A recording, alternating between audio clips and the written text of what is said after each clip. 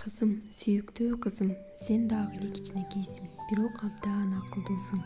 Жакында аялдар үчүн китеп жаза баштайм. Анда тереңде сакталган сырдуу жана жагымдуу, маанилүү нерселердин баарын бөлүшөм. Сен аны окуйсуң, ошондо сенин жашооңдо айкындык жана аң сезимдүүлүк пайда болот.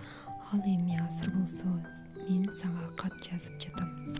Менин сүйүктүүм, бул жашоодо эч кандай азап жана кыйналуу жоктугун, бир гана Алланын каалоосу бар экенин унутпа.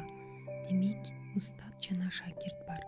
Устат бул жагымсыз жагдайлар, каардуу жана бузуку адамдар, керексиз нерселер, жыккынчылык, адилетсиздик жана башка. Эгер күтүүсүздөн сенин жолуңда булардын кайсы бири пайда болуп калса, анда бул сен үчүн сабак түрүндө гана.